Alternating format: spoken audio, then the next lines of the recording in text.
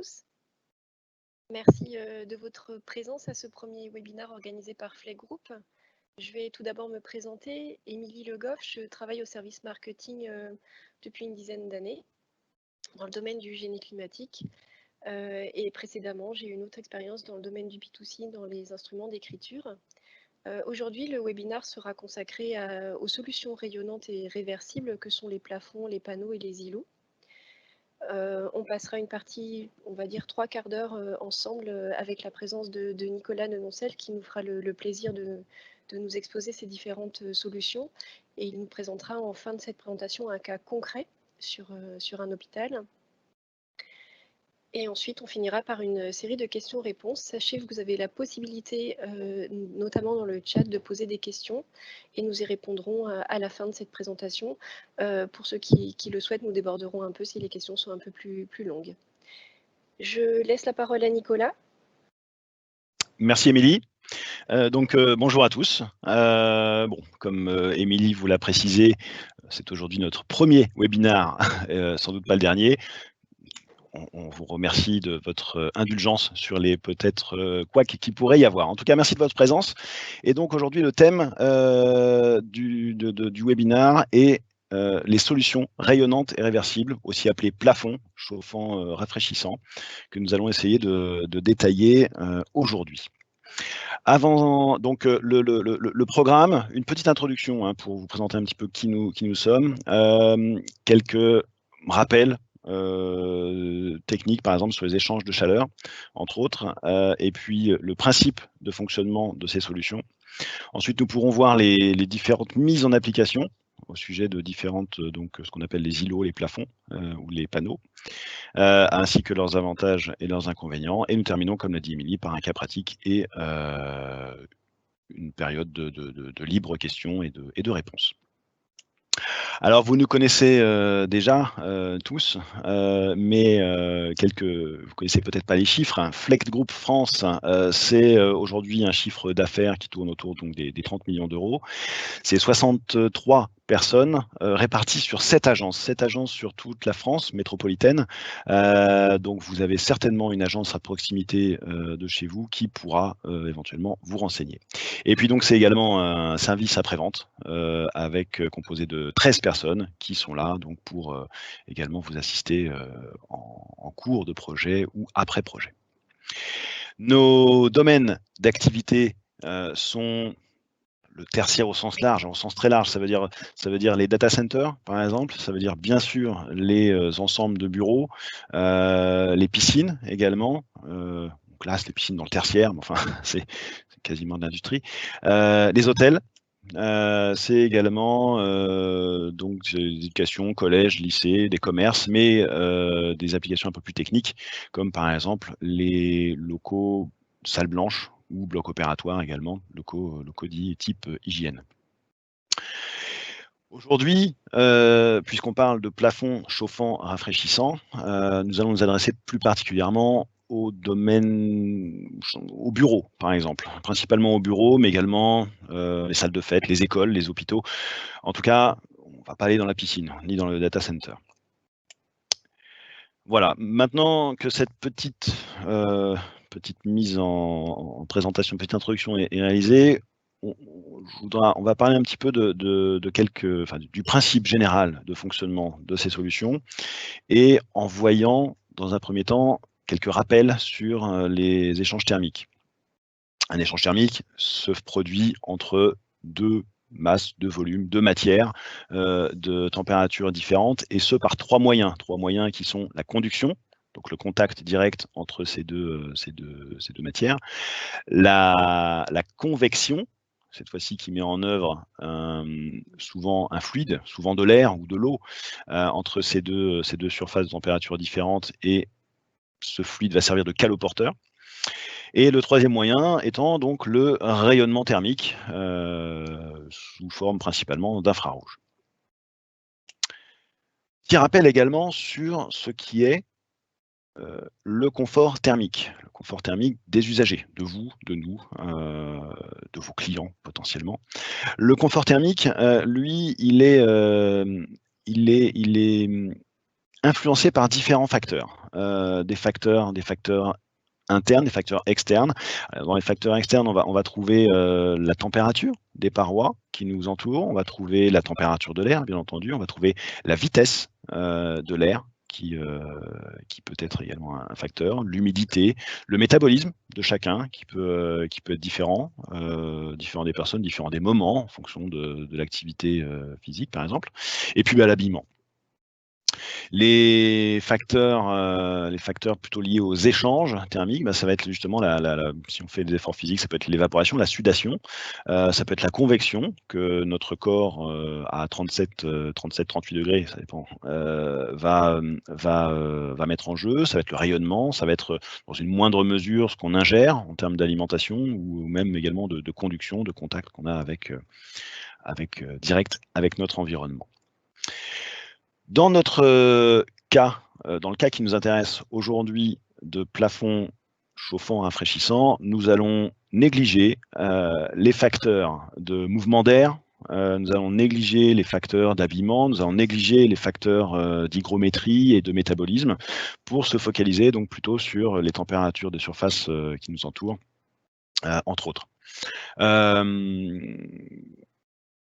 Car le plafond va justement, c'est sur ce critère, la température de surface, c'est sur ce critère que les solutions plafond vont intervenir.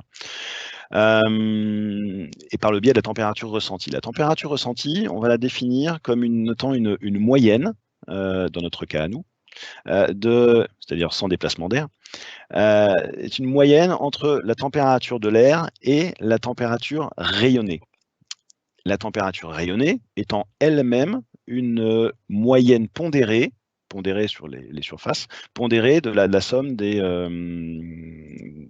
températures multipliées par la surface qui nous entoure. Donc en clair, la température des cloisons multipliée par la surface des cloisons, la température des planchers multipliée par la surface des planchers, des plafonds, etc., divisée par la somme des surfaces.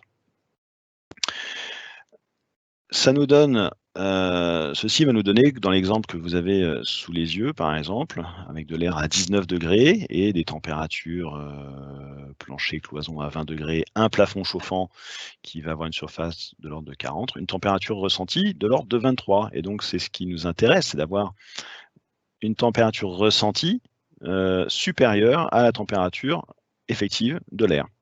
C'est ce qu'on voit ici sur le cas hiver. Sur le cas hiver, qu'on va évoquer là, une température, donc un delta de température positif dans le sens ressenti moins l'air. Il faut imaginer que le plafond chauffant va essentiellement travailler pour à peu près 80% de son efficacité en rayonnement. Les 20% restants étant plutôt de la convection qui va plus ou moins quand même se mettre en jeu au niveau des plafonds, même si on peut considérer que l'air chaud va avoir tendance quand même à monter.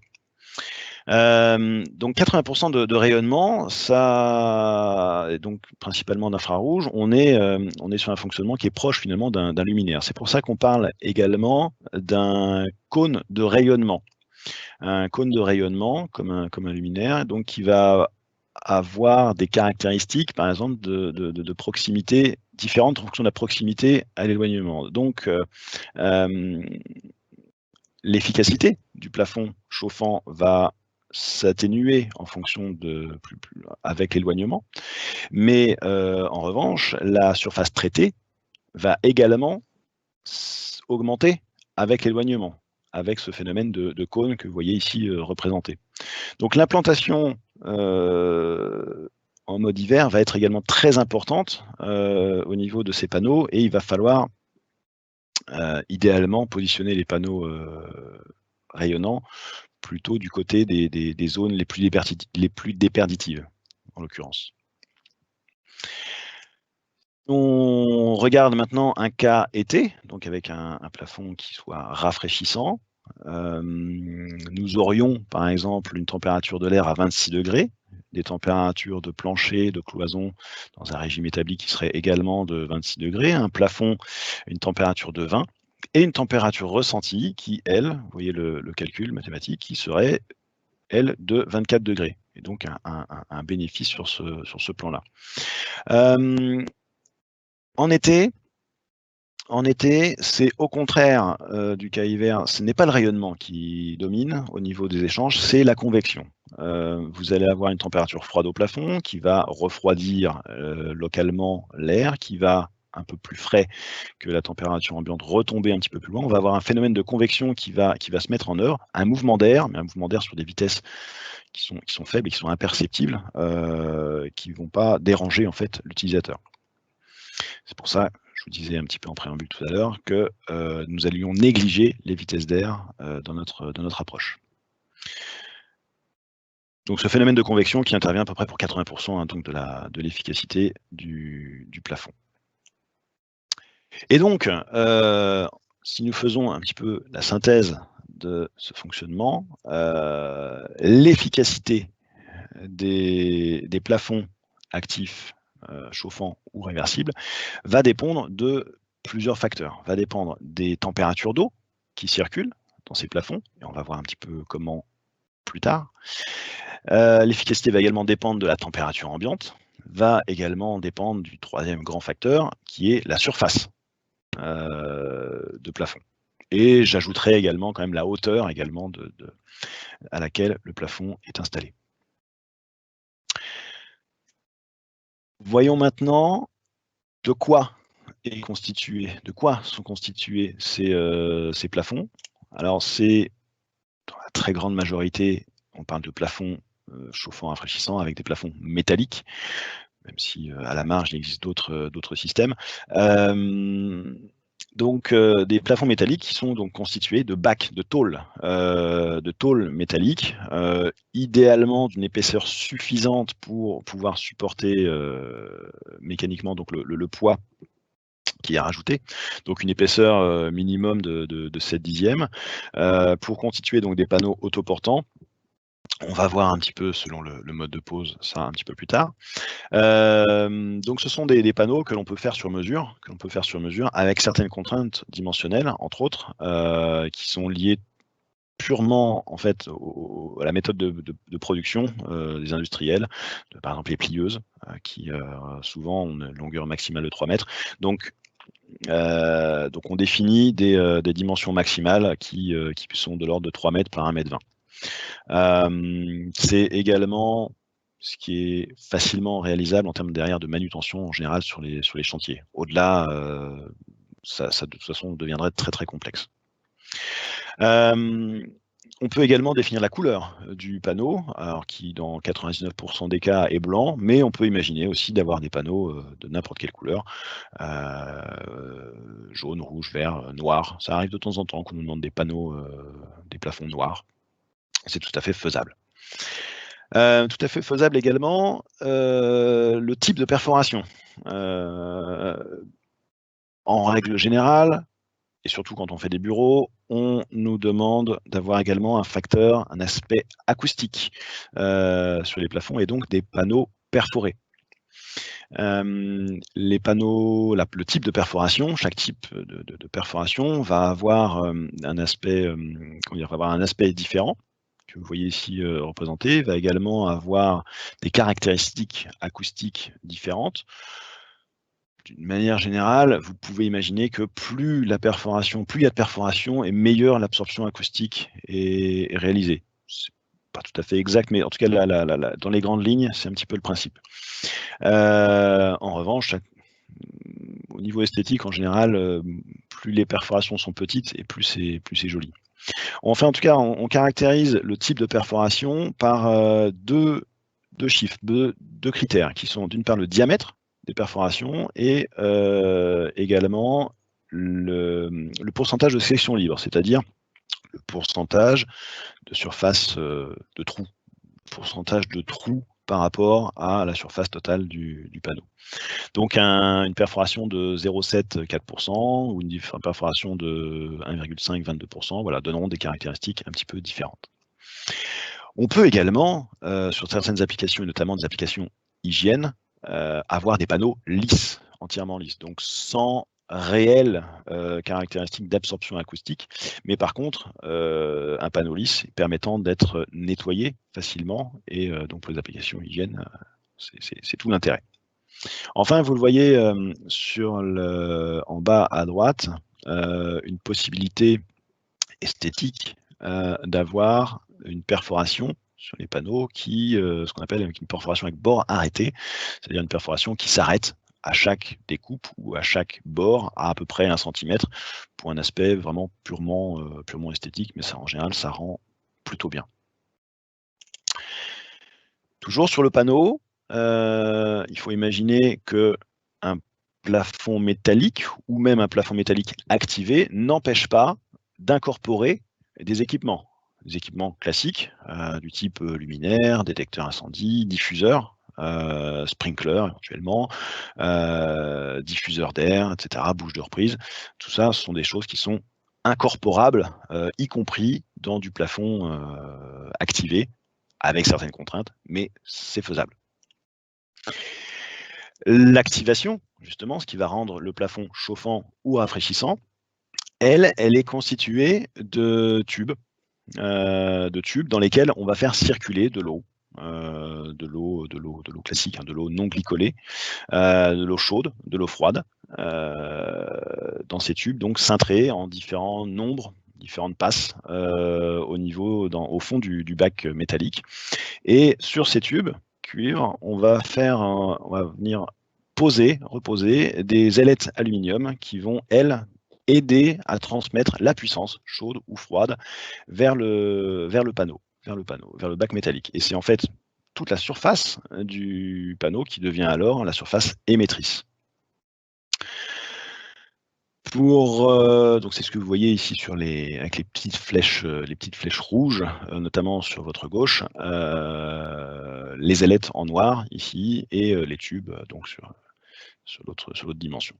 Représenté également en vision infrarouge, ce que ça peut donner au niveau donc émission de chaleur en l'occurrence ici, et on voit bien que, y compris entre les tubes, on a une émission de chaleur.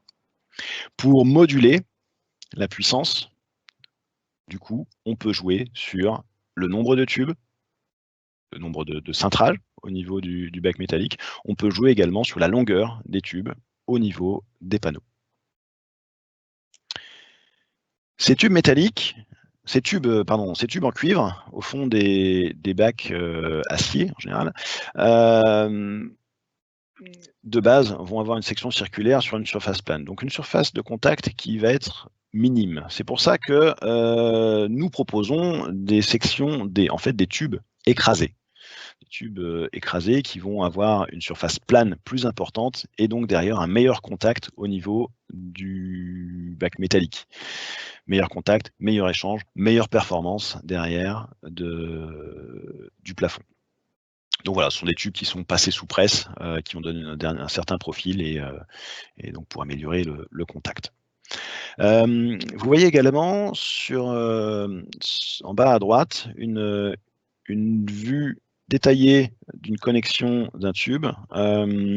Faut imaginer que les activations sont faites en usine, que les bacs actifs sont ensuite collisés, sont ensuite manutentionnés, transportés, arrivent sur le chantier, vont être là aussi manutentionnés une seconde fois, vont être parfois connectés, déconnectés, reconnectés. Et ça peut être ici le point faible du plafond au niveau de la fuite potentielle. Si la section du tube n'est pas parfaitement circulaire, on pourrait imaginer des fuites qui pourraient arriver. Donc, nous prenons chez Flex la précaution d'insérer, et on le voit donc sur la photo en bas à droite, un insert, un renfort en laiton, un renfort mécanique qui va nous assurer qu'au cours de toutes ces étapes de production et jusqu'à la livraison d'installation sur chantier, s'il y avait un choc, s'il y avait une déformation, une raison de déformer le tube, mais ça n'arriverait pas, ça ne pourrait pas arriver. Et donc l'étanchéité derrière serait tout de même assurée, garantie. Donc voilà, en quelques mots, de quoi sont constituées nos activations. Des tubes cuivre pour une question de performance. On connaît les caractéristiques thermiques de conduction thermique du cuivre, de performance, de durabilité également, d'un diamètre suffisant pour limiter les pertes de charge, car puisqu'il y a circulation de fluide, il y a une pompe. S'il y a une pompe, il y a une hauteur de colonne d'eau, une pression, une perte de charge sur le réseau d'eau, et donc la section du tube est très importante. Des tubes écrasés, une section D pour le meilleur contact, et l'étanchéité, on en a parlé. Ici, un visuel pour information, d'un schéma, d'un plan de fabrication d'une activation, par exemple, où vous auriez donc au milieu un luminaire, parce que c'est bien de pouvoir intégrer le luminaire, mais encore faut-il savoir comment on peut faire. Ben voilà, le luminaire ou l'équipement, quel qu'il soit, vient s'intégrer en réalité entre deux tubes. Alors, ça veut dire qu'idéalement, le luminaire doit être le plus fin possible, ou l'équipement doit être le plus fin possible pour laisser le maximum de place à l'activation et finalement à la puissance thermique. Mais voici donc schématiquement comment sont réalisées donc les incorporations et donc les différentes passes au niveau des tubes. Sur ces activations, on vient au-dessus rajouter une couche qui est constituée d'un isolant. D'un isolant qui est une laine de roche, elle-même en sachet dans un film matière plastique. L'idée et l'intérêt de l'ensachage étant d'éviter le défibrage dans le temps peut-être de la laine de roche et d'éviter donc la transmission dans l'air de certaines particules de laine de roche. Cette laine de roche, elle est là pour deux raisons. Elle est là pour un aspect acoustique. On a parlé tout à l'heure de l'aspect absorption acoustique des plafonds. Cette absorption elle est réalisée par la perforation dans un premier temps, mais également par la laine de roche, qui vient participer grandement à cette absorption acoustique. La laine de roche, c'est également là pour un aspect thermique, puisque l'idée, en général, dans 95% des cas, quand on fait du plafond chauffant ou rafraîchissant, c'est de traiter la surface qui est en dessous de ce plafond. Et donc l'isolant, il est là également donc, pour, entre guillemets, orienter l'émission de chaleur ou de froid vers le bas, plutôt que d'aller chauffer ou refroidir au niveau du plénum de faux plafond. Donc voilà les deux fonctions assurées par l'isolant. Ensuite, un autre constituant des plafonds, c'est la manière dont on va les raccorder entre eux et les raccorder au réseau de circulation d'eau. Donc ça se fait par des flexibles, dont vous voyez ici une petite illustration en bas. Des flexibles à tresse en inox. La tresse en inox, pourquoi? Parce que justement, les flexibles se trouvent dans les plénums de faux plafond. Dans les plénums de faux plafond dans lesquels on va trouver des structures, des ossatures de plafond plus ou moins coupantes. Donc l'idée de la tresse inox est vraiment d'apporter une protection mécanique optimale. La tresse inox, au bout de cette tresse inox, on va trouver donc les connecteurs avec généralement donc deux types, des connecteurs dits des connecteurs rapides qu'on vient simplement cliquer sur les tubes droits des plafonds.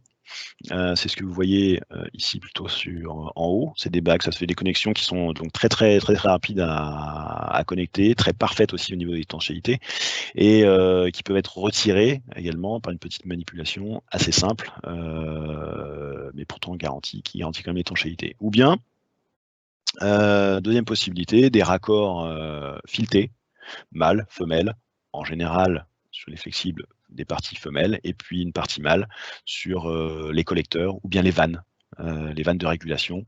Les vannes de régulation étant là donc pour réguler le débit qui va circuler dans les plafonds. Voyons maintenant les différentes solutions, les différents modes de pose classiques de ces plafonds métalliques. On va trouver les plafonds fermés. Généralement, donc, on va généraliser en disant plafond. C'est ce que vous voyez ici sur la gauche. L'intégralité de la surface est en plafond métallique et certains, pas forcément l'intégralité, sont actifs. Au milieu, vous trouvez ce qu'on appelle donc un panneau. La différence avec un plafond, c'est que sur le panneau, c'est uniquement ponctuellement une surface qui traite. Et quand je dis ponctuellement, ça veut dire que la surface globale au niveau de la pièce va être très petite. Et donc, on va parler de panneau chauffant. Ça va être trop peu de surface pour faire également du froid, du rafraîchissement. Et puis, dernier grand produit, dernière grande famille, l'îlot. L'îlot, alors lui, il est par définition vraiment sur mesure. On peut définir un îlot qui va couvrir une surface de 5-10% du surface du plafond, ou bien jusque 80-90% de la surface totale du plafond. Donc, c'est vraiment la solution sur mesure type, et avec un aspect esthétique en général, donc l'îlot est suspendu. Chacune de ces solutions va avoir des avantages, des inconvénients. Déjà, la réversibilité. Donc, comme je disais, le plafond fermé ou bien l'îlot peuvent être réversibles sans trop de problèmes. C'est une question de surface traitée. Le panneau rayonnant, lui, il est chaud. Il ne traite qu'en chaud. La surface, la proportion de surface du plafond étant trop faible. L'aspect dimensionnel, la possibilité de faire du sur-mesure, c'est le cas. On peut faire du sur-mesure partout, en panneau, en général, pardon, c'est quasiment toujours des modules de 600. 600 mm par 1200, 600 mm par 1800, 600 mm par 2400 et ainsi de suite. De manière très très classique. Au niveau de l'esthétique, bon, le panneau n'est pas visuellement très, très joli. Le plafond fermé apporte peut-être d'autres caractéristiques, notamment sur le fait qu'il libère les espaces, il libère les surfaces de traitement, par exemple, plus classiques avec des cassettes ou avec des ventiloconvecteurs. Donc, on est sur un aspect déjà un peu plus esthétique. Et l'îlot, alors l'îlot, puisque lui, l'îlot peut être sur mesure, peut couvrir plus ou moins de surface. L'îlot peut également intégrer les luminaires, peut également intégrer différents éléments techniques de régulation, de capteurs de présence, et cacher tous ces éléments. Donc il est d'un intérêt esthétique assez élevé. C'est un peu la solution choisie souvent par les architectes qui aiment beaucoup les îlots. Je parlais d'intégration des équipements, ça va un petit peu avec, hein, donc pas d'intégration d'équipements dans les panneaux. Enfin, le prix, en fait, il est lié à la surface, hein. Donc le panneau est moins cher. Ensuite, on va trouver l'îlot et puis le plafond fermé qui est forcément beaucoup plus de surface. La facilité de montage, elle va un petit peu à l'inverse justement des surfaces traitées. Le panneau est très simple à monter, l'îlot pas beaucoup plus compliqué. Le plafond fermé doit impérativement être installé, posé par une entreprise spécialisée, un poseur de plafond spécialisé. Les besoins maintenance, eh ben, il n'y a pas de maintenance. Il n'y a pas de maintenance, il n'y a pas de filtre à nettoyer, il n'y a pas de pièces en mouvement, il n'y a pas de moteur à remplacer de temps en temps. Donc, il n'y a pas à proprement parler de maintenance sur les plafonds eux-mêmes. Et puis, enfin, ce qui nous intéresse souvent, la puissance froide. Donc, je disais, le panneau, lui, n'a pas vocation à faire du froid. Par contre, l'îlot va apporter de la puissance en fonction de sa surface, et le plafond fermé, bah, lui, ayant une surface maximisée, va apporter un peu plus de puissance froide. Ces différentes solutions peuvent être installées, posées de différents moyens, notamment pour les plafonds fermés par ce qu'on appelle des porteurs C, ou bien également appelés band raster. C'est ce que vous voyez ici sur l'image en fond. Ce sont les grandes bandes longitudinales qui sont donc les porteurs des bacs métalliques, des bacs autoportants. Ce mode de pose a un avantage certain, c'est que quand vous construisez un open space et que les preneurs, les locataires ne sont pas encore forcément déterminés, le plan de cloison n'est pas déterminé non plus, et les cloisons légères. Et donc ce mode de pose permet de facilement intégrer derrière des cloisons mobiles, des cloisons légères, justement sur ces porteurs, sans toucher finalement à la partie active du plafond. Ici, un petit schéma, un petit visuel justement de ce que ça peut donner de l'autre côté, la partie plénum de faux plafond. Donc on voit bien les porteurs C avec les bacs qui viennent reposer sur ces armatures, elles-mêmes fixées à la dalle, et avec au milieu, donc ici, un bac activé. Il faut imaginer que ces porteurs permettent aussi une facilité de fixation des panneaux, et notamment à l'ouverture. Car un plénum de faux plafond, on a toujours besoin d'y accéder de temps en temps pour aller remplacer un luminaire, par exemple. Ces porteurs peuvent également servir de support quand il s'agit d'ouvrir une dalle de faux plafond active, qui, je le rappelle, est connectée via ces flexibles et donc connectée à un réseau hydraulique. On a possibilité donc quand même de maintenir ce panneau sur ces porteurs. Un autre moyen, un autre mode de pose, où cette fois-ci on ne voit pas l'ossature, elle est cachée, c'est ce qui s'appelle le porteur J, ou bien le hook-on, le crochet. L'intérêt, il est esthétique, vous le voyez ici en arrière-plan, c'est d'avoir des panneaux qui soient jointifs, et de ne pas deviner en fait la manière dont ils sont supportés. L'inconvénient, c'était l'avantage de la solution précédente. L'inconvénient, c'est au niveau du cloisonnement ultérieur, puisque les panneaux étant jointifs, on n'a pas de zone vraiment prédéfinie pour intégrer une cloison, et donc le recloisonnement ultérieur est un peu plus complexe qu'une solution sur bande raster. Donc voilà, on voit ici le porteur J, qui vient supporter donc par le dessous en fait le bord du panneau, donc qui repose dessus. On le verra peut-être mieux ici sur le schéma, comme tout à l'heure, où donc on a vraiment une ossature, une structure porteuse dans le faux plafond qui est cachée, et donc le panneau qui vient reposer sur les porteurs J que vous voyez ici en rouge. Une photo peut-être un peu plus parlante encore, de la manière dont c'est réalisé. Enfin, dernier grand mode de pose, c'est le porteur T. C'est le porteur peut-être le plus classique que l'on rencontre autour de nous quand il s'agit de plafonds fibre, entre autres. C'est tout bêtement un T à l'envers sur lequel vient reposer le bac. Ou bien d'ailleurs, on a aussi possibilité de cacher, de camoufler ce porteur avec d'autres systèmes, mais bon, c'est vraiment le système basique. Là aussi, un schéma vu de dessus, représentant donc un petit peu ce mode de pose. C'est typiquement le mode classique, le mode préféré quand il s'agit de panneaux rayonnants uniquement. Voilà, voyons un cas pratique, qui nous permettra de voir un petit peu comment dimensionner un plafond, comment l'intégrer, et donc comment le mettre en œuvre de manière assez concrète. Avec un exemple ici sur donc un hôpital, une maternité plus précisément, dans laquelle nous avons intégré des panneaux, des îlots en réalité, des îlots eux-mêmes dans un plafond plâtre. Nous sommes dans une maternité, donc plutôt dans un bâtiment à caractère hygiénique indispensable.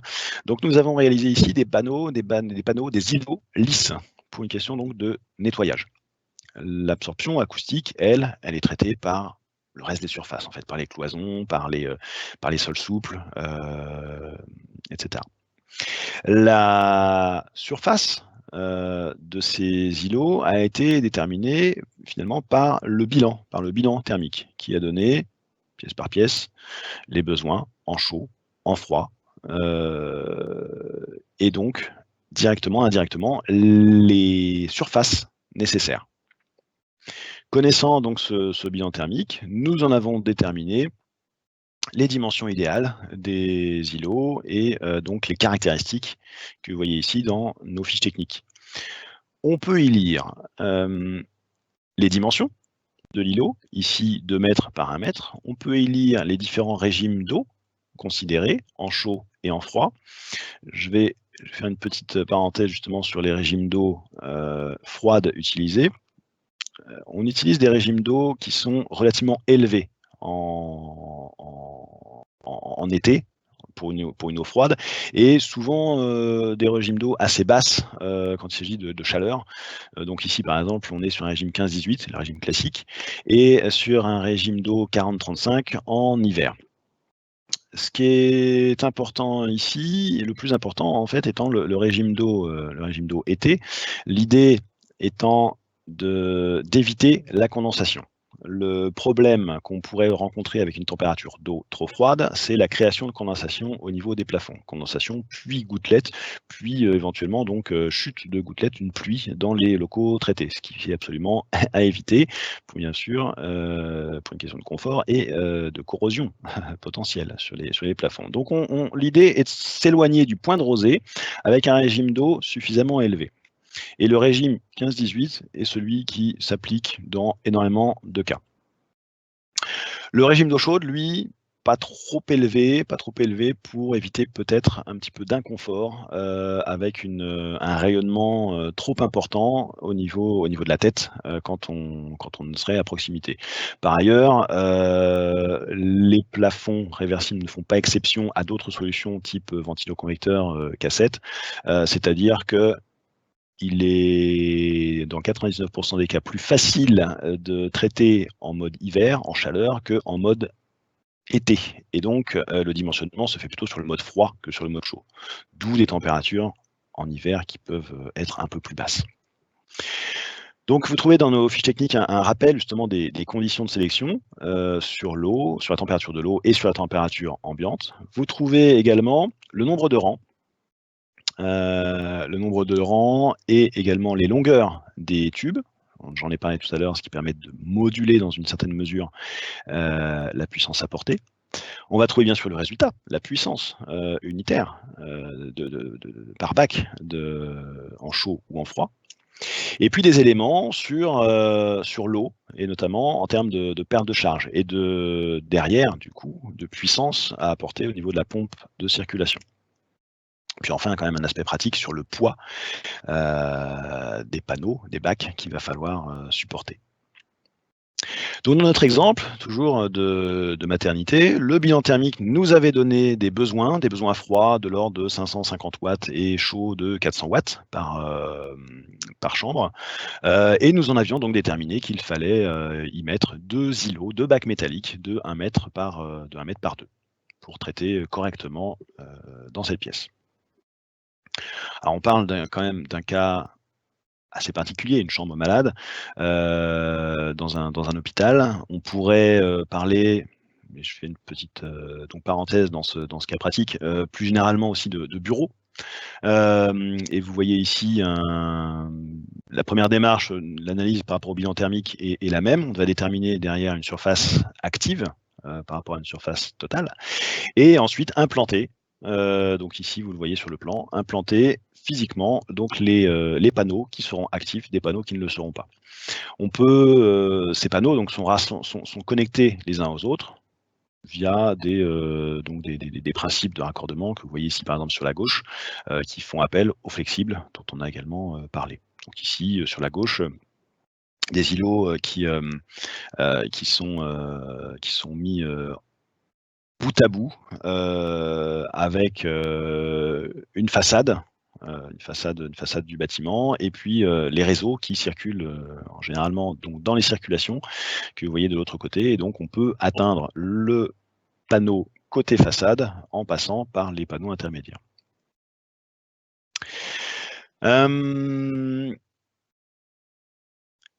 Et donc derrière, en réalisant ce calpinage, on en déduit la quantité de panneaux, les puissances traitées et donc le confort attendu dans le projet. Voilà, en quelques mots, pour synthétiser et conclure sur ce qu'il faut retenir, les plafonds, les solutions rayonnantes plafond chauffant, rafraîchissant, ont beaucoup d'avantages, notamment sur les aspects de consommation d'énergie. J'en ai parlé tout à l'heure, le fait d'avoir des températures d'eau froide élevées, d'avoir des températures d'eau chaude basses, permet en règle générale d'avoir de meilleurs rendements sur les productions, sur les groupes froids, sur les pompes à chaleur. Donc meilleur rendement, donc économie d'énergie derrière. Le fait également de ne pas condenser, c'est d'ailleurs à éviter sur les plafonds rafraîchissants, le fait de ne pas condenser, c'est également autant d'énergie latente, de puissance latente, qui n'est pas perdue et qui ne part pas aux égouts. Donc c'est là aussi une source d'économie énergétique substantielle. Sur le plan du confort, le fait de ne pas avoir d'air en mouvement, c'est également très intéressant, puisque, en tout cas perceptible, on a quand même parlé d'une convection naturelle, c'est très agréable au niveau du confort de l'utilisateur. C'est aussi en ce moment intéressant, puisque en période de contamination de Covid-19, des études ont montré que les mouvements d'air participent en fait à l'augmentation du risque.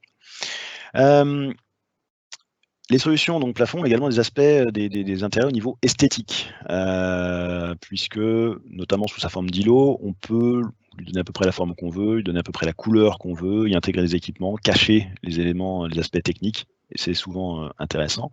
Et enfin, sur un aspect acoustique, puisque pas de pièce en mouvement, veut dire pas de ventilateur, veut dire un système qui est vraiment complètement silencieux.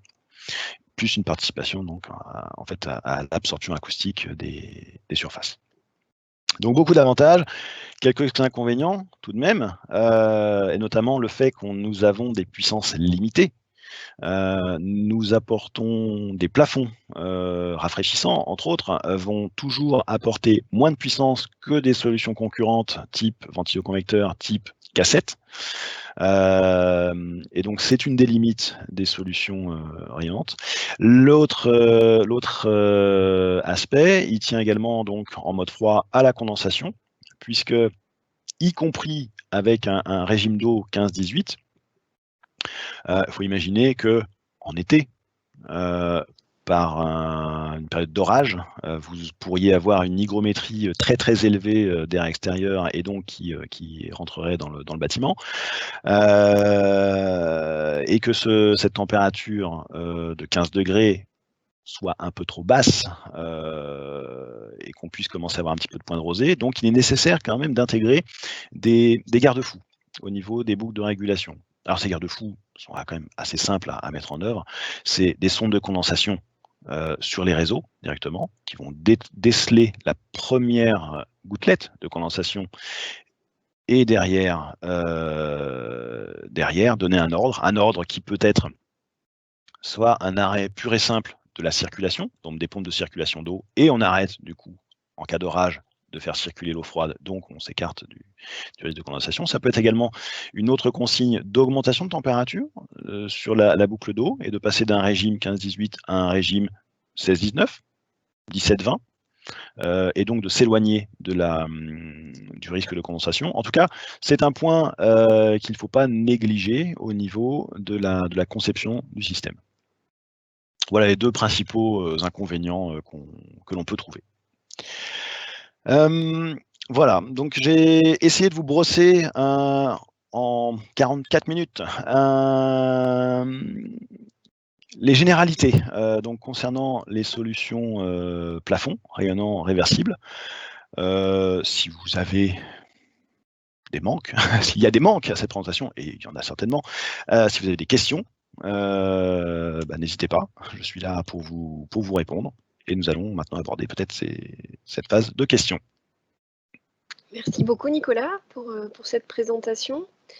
Alors pour le moment je ne vois pas de questions, mais n'hésitez pas, vous avez la partie chat où vous pouvez poser toutes vos questions. Dans ta présentation, moi j'ai quand même noté une question. Tu parles notamment de condensation et de régime d'eau. Si jamais dans le bâtiment, le régime d'eau est trop bas, comment on peut contourner, comment on peut faire en fait pour quand même installer ces solutions? Alors, Alors, on est dans le cas d'un bâtiment où on aurait déjà une production d'eau froide classique avec un régime 7-12 par exemple. Et bien là, le principe, en fait, c'est de clairer une boucle d'eau secondaire. Alors, il y a des solutions, ça peut être un échangeur à eau, un échangeur à plaques eau pour donc générer un deuxième circuit d'eau avec une température plus élevée. Ça peut être également un autre principe de mélange, où on vient mélanger de l'eau froide avec de l'eau un peu plus chaude pour, encore une fois, générer une boucle secondaire avec une température plus élevée. En tout cas, c'est une question, c'est indispensable d'avoir une eau pas trop froide, parce que la question condensation, elle est réelle, elle peut vraiment se poser au niveau du bâtiment. En règle générale, le régime 15-18, donc c'est celui qui est le plus classique, il permet de nous éloigner vraiment du risque de condensation très souvent. Il n'y a que dans certains cas, je parlais des cas d'orage, par exemple, enfin de conditions climatiques en réalité. Et puis il y a un cas qu'on a recensé, un cas pratique qu'on a recensé en fait dans un immeuble de bureau réalisé où finalement les plafonds actifs étaient, ou plutôt il y avait des plafonds actifs dans la tisanerie, dans la zone café thé. Et donc là, ponctuellement, on pouvait déceler, en fonction du fonctionnement de la bouilloire, de temps en temps, quelques gouttelettes ou en tout cas un film de condensation. Donc voilà. C'est les deux cas majeurs. Maintenant, les salles de réunion, par exemple, la question pourrait se poser sur les salles de réunion où on a beaucoup de présence humaine, donc émission de vapeur d'eau. En réalité, les systèmes de ventilation et de renouvellement d'air viennent assez facilement, naturellement, compenser ces émissions de vapeur par de l'extraction et par de l'air neuf. Donc en réalité, on n'a pas connaissance vraiment de cas de problèmes de condensation, même sur des salles de réunion. D'accord. Mais en tout cas, voilà, pour répondre à ta question, oui, c'est indispensable d'avoir une boucle d'eau plus chaude que du classique 7-18, et il y a des moyens pour le réaliser. Merci. Nous avons une question qui est la suivante, Nicolas. Quels sont les avantages et les inconvénients par rapport à de ces solutions par rapport aux poutres froides? Alors, les poutres froides sont un système qui peut se comparer avec les solutions plafond rafraîchissants, dans le sens où là aussi, on va fonctionner sur les mêmes régimes d'eau. La poutre froide, alors j'ai pas de visuel à vous montrer, en tout cas pas immédiatement, il faudrait que je le retrouve.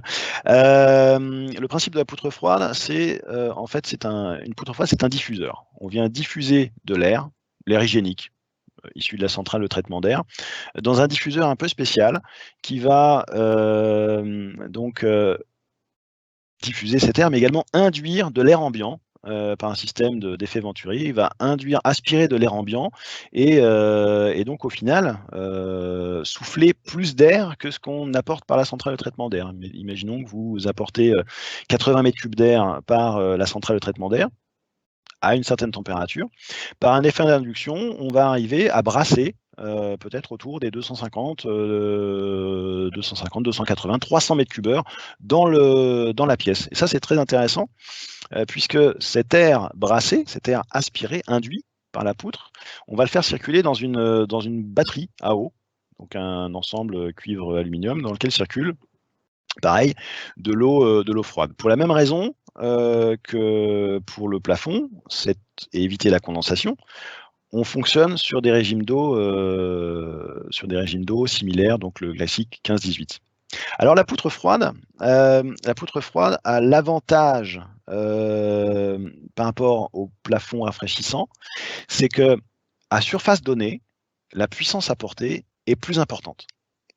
Donc c'est une solution qui donne plus de puissance que le plafond rafraîchissant, qui a par contre d'autres inconvénients, notamment sur les aspects de diffusion d'air, puisque, et là je reviens sur le principe de base au niveau du confort, À la base, c'est un diffuseur. Et puisque c'est un diffuseur, il obéit à des règles de dimensionnement qui sont les vitesses d'air résiduelles au niveau des utilisateurs. Il ne faut pas qu'on ait trop de courant d'air, sinon c'est une gêne. Autre contrainte, autre facteur de dimensionnement, c'est l'acoustique. On ne veut pas avoir d'effet de sifflement sur la poutre. Et j'ajouterais un dernier facteur, c'est que c'est un diffuseur, donc, et dont la puissance, en fait, la puissance froide, va directement dépendre de la quantité d'air qu'on injecte, la quantité d'air frais qu'on injecte dans le bâtiment. Et puisque c'est un diffuseur qui se paramètre, c'est un diffuseur qui va apporter un peu plus de perte de charge au niveau de la diffusion et au niveau de la diffusion de l'air, donc derrière des consommations des centrales de traitement d'air. Voilà, c'est donc une solution intéressante aussi, la poutre froide, parce qu'elle permet d'avoir plus de puissance, mais qui apporte aussi d'autres contraintes. Et justement, par rapport à cette question de la poutre froide qui apporte plus de puissance, est-ce que par rapport au plafond, on a moyen justement d'ajouter plus ou moins de puissance à un panneau? Alors, le plafond, dans une certaine mesure, oui. On peut apporter plus ou moins de puissance. Disons qu'on a un plafond. On a un plafond de puissance qui va être directement lié donc, à la dimension du bac métallique, donc du nombre de tubes que l'on peut mettre dans le bac métallique, de la longueur des tubes, en fait de la surface de cuivre, j'ai envie de dire, qu'on va mettre dans la surface de bac métallique. Ça, c'est donc on arrive à un plafond, parce qu'à un moment donné, on ne peut pas apporter plus que le maximum. Par contre, on peut moduler à la baisse. On peut moduler à la baisse en réduisant le nombre de tubes, en réduisant les longueurs. La poutre froide, elle, donc dans son dimensionnement, c'est le débit d'air neuf, c'est également la dimension de la poutre. Bon, il y a également d'autres paramètres de réglage, parce que nous faisons également des poutres froides, donc on connaît très très bien ce produit également. Donc beaucoup de paramètres qui permettent là aussi de moduler les puissances, mais d'une manière générale, voilà.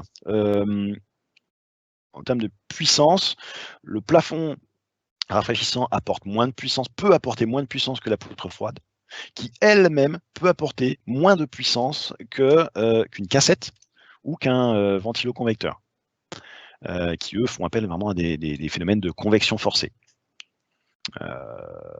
Et peuvent travailler, ventilo-convecteur à cassette, sur des températures froides beaucoup plus basses, puisqu'on a création de condensat, mais on a également évacuation, possibilité d'évacuer les condensats. D'accord. J'ai 2 questions. Oui. La première, c'est la suivante. Où recommandez-vous de positionner les sondes de condensation dans la pièce? Sur le plafond? Dans l'air ambiant?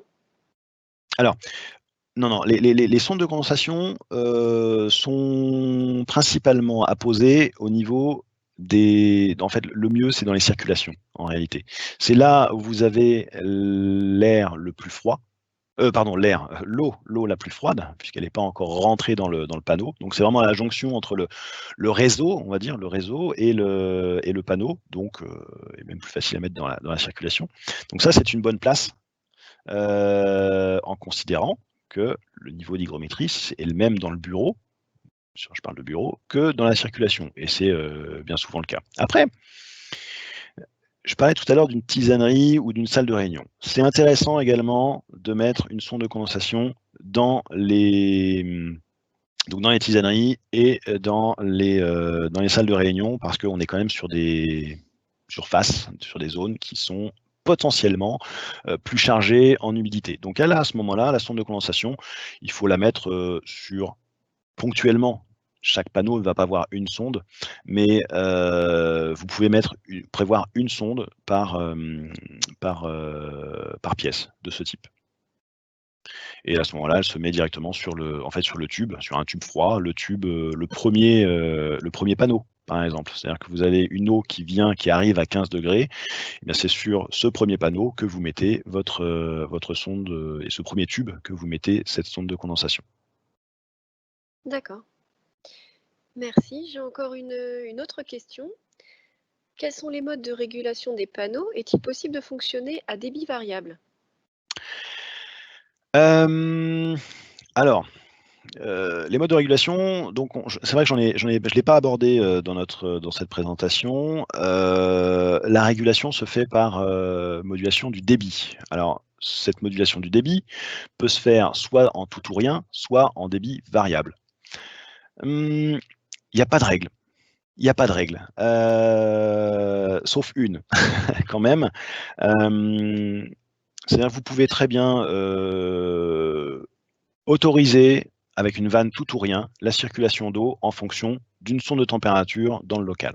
Vous pouvez également considérer que vous faites varier le débit d'eau en fonction, là aussi, de manière non binaire, en fonction d'une sonde de température. C'est autorisé aussi. Mais il y a une chose qui est interdite, ou en tout cas qui n'est pas recommandée, c'est d'avoir un débit très faible dans les panneaux. Pourquoi?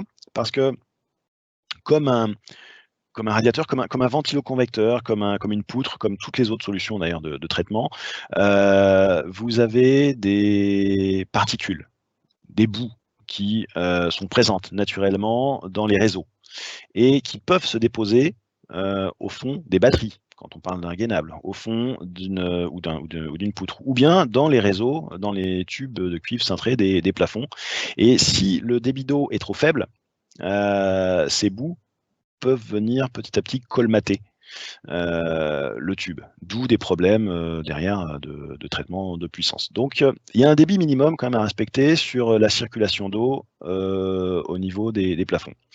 Mais à ceci près, rien n'est interdit en termes de modulation. Vous pouvez quand même imaginer de la modulation. C'est d'un intérêt minime en fait, hein. Ça peut être intéressant vraiment quand on a des très grandes surfaces, à traiter, mais sur une application classique où on va avoir une gestion par trame de bureau, par exemple, où vous allez avoir une zone de régulation sur 2 trames de bureau. À ce moment-là, le plus simple reste de faire du tout ou rien sur la vanne. Ok, merci. Nous avons encore une question. Est-ce que le plafond dispose d'un avis technique? La protection contre la condensation y est-elle précisée? Alors, le plafond chauffant réversible en France est bien souvent demandé par les prescripteurs, architectes, bureaux d'études, avec un avis technique. Nous avons un avis technique sur nos plafonds, mais ça reste de l'ordre, ce n'est pas une obligation. Voilà, il n'y a pas une obligation réglementaire qui impose d'avoir un avis technique sur le plafond. En tout cas, plafond actif. C'était quoi la deuxième partie de la question déjà? Si le plafond dispose d'un avis technique, et dans cet avis technique, est-ce que la condensation Ah oui. y est précisée? Alors,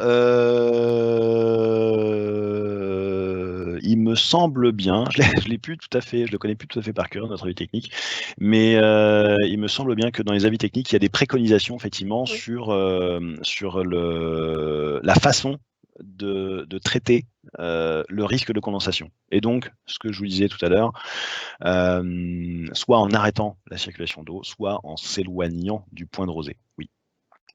L'avis technique qui est émis par le CSTB en France, l'avis technique va définir en fait les grandes lignes, les critères préconisés pour le plafond en termes de supportage, en termes de conception, également en termes de régime d'eau, en termes de régulation. Mais ouvre également la porte finalement à des innovations, quand même, par exemple comme le tube écrasé, le tube D dont on a parlé tout à l'heure. Voilà. Il ne va pas définir, il ne va pas border complètement le principe. Ok. Nous avons encore une question, c'était plus en lien avec la question précédente sur les débits. Oui. Quel est l'ordre de grandeur du débit minimum à respecter? Alors, le débit minimum à respecter, il dépend un petit peu de la géométrie du panneau et il dépend un petit peu donc du nombre de tubes et de et de sa longueur, mais le débit minimum, il est situé entre 60 et 70 litres par heure, en moyenne.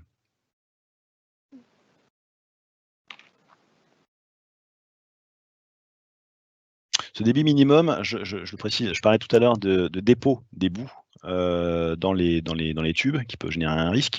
Ça, c'est un fait. Alors, on peut imaginer quand on a des débits moindres, pour une raison X, Y, notamment on n'a pas forcément besoin d'autant de puissance, on peut imaginer simplement avoir dans la boucle de régulation des chasses d'eau, c'est-à-dire un débit inférieur à cette valeur pendant 80% du temps, et puis de temps en temps, un débit plus important qui vient justement chasser les dépôts, chasser les boues et les particules. Ça, c'est un point. Le débit minimal, il est là également pour assurer un autre point, un autre phénomène dont je n'ai pas parlé, qui est l'écoulement du fluide dans le tube. Pour ceux qui ont fait un petit peu de mécanique des fluides, il y a grosso modo 2 grands types d'écoulement d'un fluide dans une canalisation. C'est un écoulement turbulent, un écoulement laminaire. Les échanges thermiques entre l'eau, en l'occurrence, et le tube en cuivre seront bien meilleurs avec un écoulement turbulent qu'un écoulement laminaire. Et l'écoulement turbulent va s'atteindre à partir d'un certain débit. Donc le débit minimal est là également pour ça, pour s'assurer qu'on est, dans le meilleur des cas, dans un écoulement turbulent et donc d'avoir la capacité d'apporter le maximum de puissance sur le panneau. C'est pas une obligation, mais c'est mieux. D'accord. Merci. Pour le moment, je ne vois pas d'autres questions. On arrive à la fin de ce webinaire. Il est tout juste 11 heures. Si vous n'avez pas d'autres questions, je vous propose de clôturer. Sachez que ce webinaire sera disponible en replay sur la chaîne YouTube de Fleck Group. Et je vous enverrai le lien, bien entendu, pour que vous puissiez voir ce replay. Je vous remercie infiniment pour votre participation à tous et je vous souhaite à tous une excellente journée. Merci à tous. Merci Émilie, merci pour ton aide pour cette organisation de notre premier webinaire et en espérant qu'il soit suivi de nombreux autres. À bientôt. Merci à tous, bonne journée à tous, au revoir.